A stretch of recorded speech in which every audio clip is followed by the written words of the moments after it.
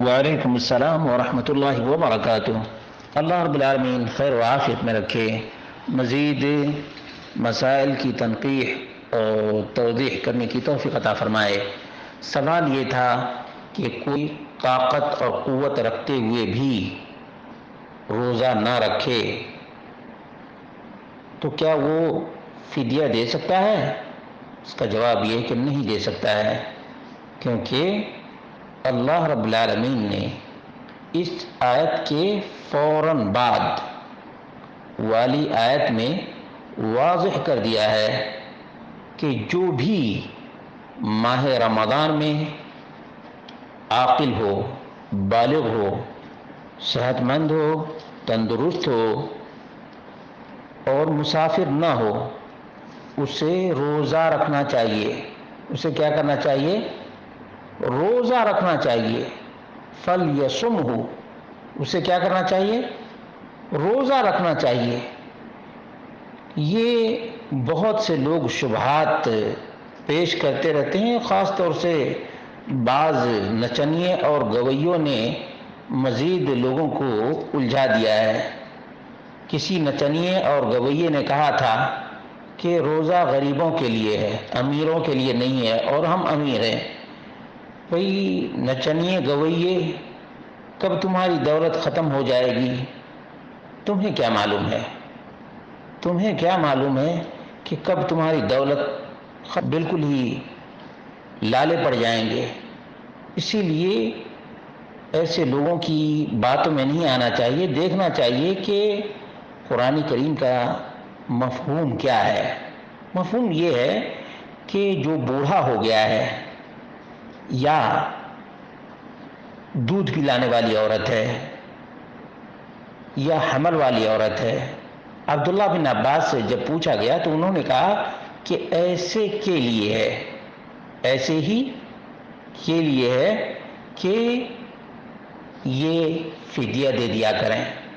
بوڑھے لوگ ہیں ان کے لیے، دودھ پلانے والی ہے ایسی عورتوں کے لیے، اسی طرح سے حمل والی عورتیں ہیں ان کے لیے یہ چیز ہے، ورنہ صحت مند، تندرست اور روزہ رکھنے کی طاقت رکھنے والے کو روزہ رکھنا چاہیے۔ یہی اصل ہے اس کا معنی، یہی اس کا اصلی معنی ہے کہ روزہ رکھے۔ ایام معدودات فمن کان منکم مریضا او علی سفر فعدۃ من ایام اخر وعلی الذین یطیقونہ فدیۃ طعام مسکین۔ اسی لیے یطیقونہ کو عبداللہ بن عباس یطوقونہ یعنی بہت مشقت اور بہت مشکل سے روزہ رکھے، تو ایسے جیسے بوڑھے لوگ ہیں، بعض بوڑھے تو ماشاءاللہ ایسے ہیں کہ نہیں ہم تو روزہ رکھیں گے، حالانکہ مشقت بھی ہوتی ہے، لیکن اللہ رب العالمین نے روزے سے محبت رکھی ہے، اس لیے مشقت جھیل کر کے بھی روزہ رکھتے ہیں۔ تو عبداللہ بن عباس نے کہا کہ ایسے لوگ جو بہت مشکل سے روزہ رکھتے ہیں ان کے لیے یہ ہے کہ وہ ایک مسکین کو روزہ کے بدلے کھانا کھلا دیا کریں۔ یہ ہے اصل معنی۔ اب آگے کی آیت ہی دیکھ لیجئے، لوگ اس آیت میں تو دیکھتے ہیں وَعَلَى الَّذِينَ يُطِيقُونَهُ فِدْيَةٌ طَعَامُ مِسْكِينٍ، 184 نمبر آیت ہے۔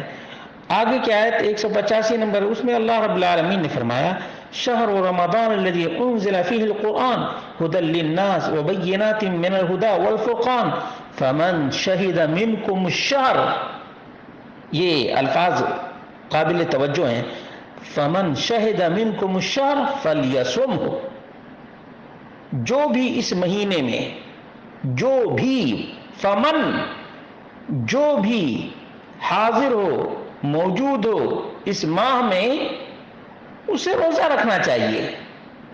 یعنی یہاں حکم ہے، عام حکم ہے،